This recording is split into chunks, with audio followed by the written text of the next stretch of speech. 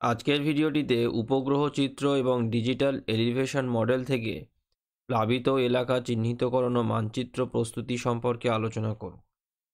তো সবার প্রথমেতে আমরা এই প্লাবিত এলাকার মানচিত্রায়ন ব্যাপারটি কি সেটি জেনে নেব।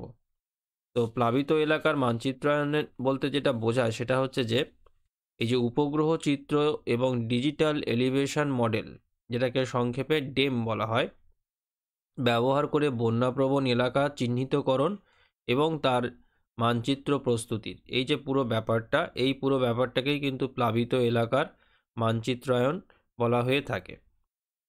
এরপরেতে এই যে মানচিত্রায়নের যে কাজটা, তাতে উপগ্রহ চিত্রের মানে যেটাকে আমরা স্যাটেলাইট ইমেজারি বলি, তো সেই উপগ্রহ চিত্রর ভূমিকাটি ঠিক কী।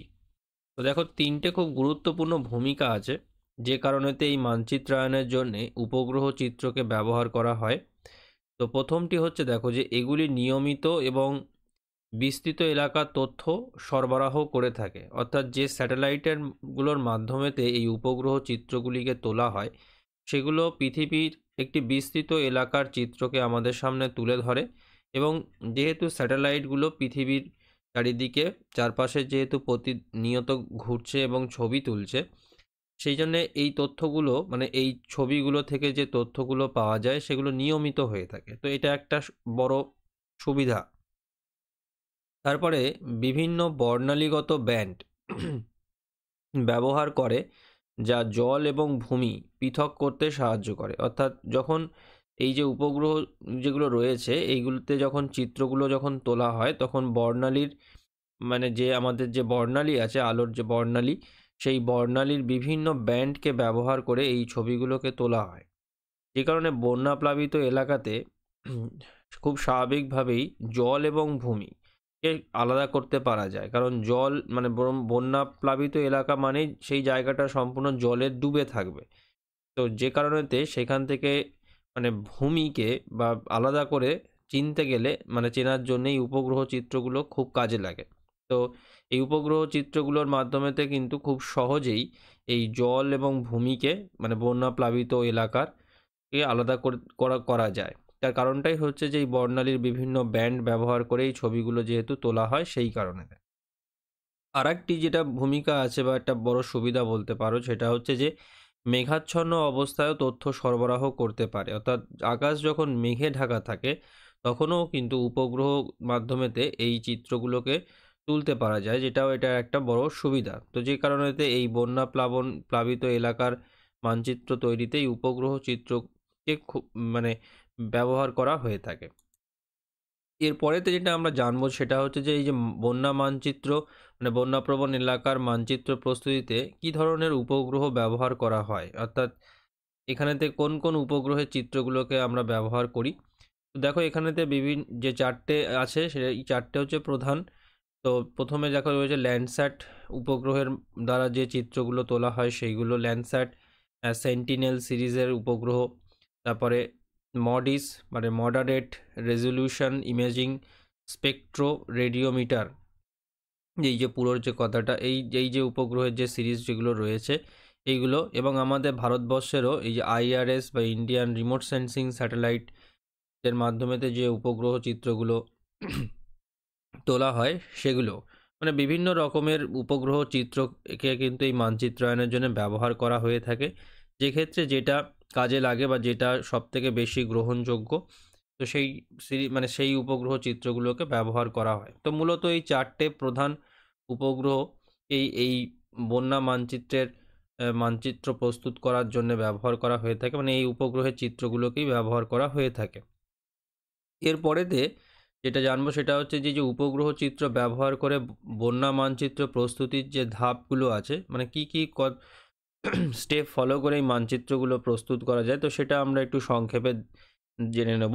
তো সবার প্রথমেতে দেখো যেটা হয়েছে সেটা হচ্ছে যে উপগ্রহ চিত্র সংগ্রহ। সবার প্রথম উপগ্রহগুলো থেকে যে চিত্রটা আমাদের পাওয়া যায় সেইটা সংগ্রহ। তারপরেতে প্রাথমিক তথ্য প্রক্রিয়াজাতকরণ, অর্থাৎ উপগ্রহ চিত্র থেকে যে তথ্যগুলোকে পাওয়া যায় সেই তথ্যগুলোকে প্রসেস করা বা প্রক্রিয়াজাতকরণ করা। তো এক্ষেত্রে তিনটে পদ্ধতি মেনে এটা করা হয়। প্রথমটি হচ্ছে জিওমেট্রিক ক্যালিব্রেশন, এই পদ্ধতিতে কি হয় না, এই উপগ্রহ চিত্রের ভূ সমন্বয় সঠিকভাবে নির্ধারণ করা হয়ে থাকে, অর্থাৎ যে লোকেশানটা সেটাকে ঠিকঠাকভাবে এটাকে ক্যালিব্রেট করা হয়। তারপরেতে দেখো রেডিওমেট্রিক ক্যালিব্রেশন, এই পদ্ধতিতে চিত্রের যে উজ্জ্বলতা এবং কন্ট্রাস্টের মধ্যে যে সামঞ্জস্য সেটাকে ঠিক করা হয়। আর একটা হচ্ছে ক্লাউড মাস্কিং, এই পদ্ধতিতে মেঘ দ্বারা আচ্ছাদিত এলাকা থেকে মেঘের আচ্ছাদন সরিয়ে ফেলা হয় এবং এই পুরো ব্যাপারটাই কিন্তু কম্পিউটারের মাধ্যমেতে আধুনিক সফটওয়্যার ব্যবহার করে করা হয়ে থাকে। এরপরে দেখো 3 নাম্বার যে স্টেপ যেটা রয়েছে সেটা হচ্ছে যে উপগ্রহ চিত্রকে শ্রেণীবিভক্তকরণ করা এবং বন্যা এলাকা শনাক্তকরণ করা। তারপরেতে বন্যা এলাকা নির্ধারণ করা। 5 নম্বরেতে ফলাফল যাচাই এবং বিশ্লেষণ করা এবং সব শেষে এই মানচিত্র প্রস্তুতির কাজটা করা হয়ে থাকে। এরপরেতে দেখো যেটাই এই যে আমরা জানবো যে এই যে উপগ্রহ চিত্র ব্যবহার করে এই যে বন্যা মানচিত্র প্রস্তুতির যে সুবিধা, অর্থাৎ সেই সুবিধাগুলো কি কি আছে। প্রথমত দ্রুত মূল্যায়ন করতে পারা যায় এই মানচিত্রগুলো থেকে। তারপরে জলাবদ্ধ এলাকা চিহ্নিত করা যায়, বন্যার গতিপথকে অনুসরণ করতে পারা যায়, ক্ষয়ক্ষতির মূল্যায়ন করতে পারা যায়, উদ্ধার ও ত্রাণ কার্যক্রম পরিচালনার ক্ষেত্রেও কিন্তু এটা একটা সাহায্য করে থাকে এই চিত্রগুলো। তারপরেতে ঝুঁকিপূর্ণ এলাকা চিহ্নিত করতে পারা যায়, মানে যেগুলো সব থেকে বেশি বন্যা কবলিত হয়েছে বা রিস্ক যে সমস্ত জায়গাতে সব থেকে বেশি, সেগুলোকেও এই চিত্রের মাধ্যমেতে এই মানচিত্রের মাধ্যমেতে আইডেন্টিফাই করতে পারা যায়। আর পুনর্বাসন পরিকল্পনা, অর্থাৎ এই আগের এই তথ্যগুলোকে মূল্যায়ন করে নিয়ে যে পুনর্বাসন করা, অর্থাৎ বন্যা কবলিত মানুষজনদের যাদের ক্ষয়ক্ষতি হয়েছে তাদেরকে যে পুনর্বাসন করা, ত্রাণ দেওয়া ইত্যাদি যে পরিকল্পনাগুলো, সেগুলোকেও কিন্তু এই চিত্রের মাধ্যমেতে করতে পারা যায়। মানে চিত্রের মাধ্যমেতে, মানে মানচিত্রের মাধ্যমে যে তথ্যগুলো সামনে আসে সেগুলোকেই কিন্তু বিচার বিশ্লেষণ করে পরবর্তী পরিকল্পনাগুলোকে ঠিক করা হয়ে থাকে। এবারেতে আর একটা যে পার্ট আছে সেটা হচ্ছে ডিজিটাল এলিভেশন মডেল, যেটাকে আমরা ডেম বলি। তো আমরা এবার জানবো যে এই যে ডিজিটাল এলিভেশন মডেল বা ডেম এটা কী জিনিস। তো দেখো, দূর সংবেদন পদ্ধতির দ্বারা ভূপৃষ্ঠের ত্রিমাত্রিক ডিজিটাল তথ্য প্রস্তুত করা হয়, যা ডিজিটাল এলিভেশন মডেল নামে পরিচিত। অর্থাৎ আমাদের ভূপৃষ্ঠের একটা 3D ভিউ এই ডিজিটাল এলিভেশন মডেলের মাধ্যমেতে তুলে ধরা হয় এবং সেক্ষেত্রেও কিন্তু এই রিমোট সেন্সিং পদ্ধতি বা যেটাকে দূর সংবেদন, এই পদ্ধতি ব্যবহার করা হয়ে থাকে। এবং এখানেতে দেখো এই ডিজিটাল এলিভেশন মডেল একটি রাস্টার তথ্য, যা প্রতিটি পিক্সেলের মধ্যে জেড অক্ষের মানে উচ্চতা ও গভীরতা নথিভুক্ত থাকে। যেহেতু এর থেকে যে তথ্যটা আমরা এই ডিজিটাল এলিভেশন মডেলের মাধ্যমে যে তথ্যটা আমরা পাই, সেই তথ্যটাকে যখন কম্পিউটারের মাধ্যমে অ্যানালাইসিস করা হয় তখন এটার একটা 3D ভিউ আমরা দেখতে পাই, যেখানেতে কিন্তু আমরা ভূপৃষ্ঠের মানে শুধুমাত্র দৈর্ঘ্য প্রস্থ নয়, তার সঙ্গে সঙ্গে কিন্তু তার একটা উচ্চতাকেও আমরা দেখতে পাই। দেখবে যে 3Dতে ঠিক যেরকম লাগে ঠিক ব্যাপারটা ঠিক তেমনই দেখতে লাগে। তো এটাই হচ্ছে ডিজিটাল এলিভেশন মডেলের মানে বলতে কি বোঝায় সেটা। তো এবার দেখো এই যে দূর সংবেদন ব্যবস্থায় এই ডিজিটাল এলিভেশন মডেল, অর্থাৎ মানে মানে দূর সংবেদন ব্যবস্থায় যে ডিজিটাল এলিভেশন মডেলগুলোকে ব্যবহার করা হয় বহুল প্রচলিত। তো সেইগুলোর মধ্যে 4টে খুব বহুল প্রচলিত, যেরকম থাকো SRTM অর্থাৎ শাটল রেডার টোপোগ্রাফিক মিশন, এটা একটা ডেম মডেল। তারপরে কার্টোসার ডেম আছে। তারপরে ASTER বা advance space borne thermal emission and reflection radiometer বলে একটি ডেম মডেল রয়েছে। আর একটা হচ্ছে তোমার দেখো যে ALOS অর্থাৎ অ্যাডভান্স ল্যান্ড অবজারভেশন স্যাটেলাইট বা পালসার ডেম। তো এই ডেম মডেলগুলোকে ইউজ করা হয়ে থাকে দূর সংবেদন ব্যবস্থাতে, যার মাধ্যমেতে আমরা এই ভূপৃষ্ঠের একটি মানে ত্রিমাত্রিক তথ্য পেয়ে থাকি। এবার দেখো এই যে ডেম দ্বারা বন্যার মানচিত্র প্রস্তুত করার যে পর্যায়, অর্থাৎ এই যে ডেম তথ্যটা মানে ডিজিটাল এলিভেশন মডেলের মাধ্যমেতে আমরা যে তথ্যটা পাচ্ছি তার মাধ্যমেতে কিভাবে এই বন্যার মানচিত্রটা প্রস্তুত করা হয় তার যে পর্যায়গুলো আছে সেগুলো কি কি। তো প্রথমত হচ্ছে ডেম তথ্য অর্জন। সবার প্রথমেতেই এই রিমোট সেন্সিং ব্যবহার করে ডিজিটাল এলিভেশনের যে ডেটাটা আছে, সেই ডেটাটা আগে জোগাড় মানে অর্জন করতে হবে বা কালেক্ট করতে হবে। তারপর ডিজিটাল এলিভেশন মডেলের তথ্যের ত্রুটি দূরীকরণ করতে হবে, অর্থাৎ রেকটিফিকেশনের ব্যাপারটা থেকে থাকে, কারণ বিভিন্ন রকম ভুল ত্রুটি হয়ে থাকে, এরার থাকে, সেইগুলোকে রেকটিফাই করা।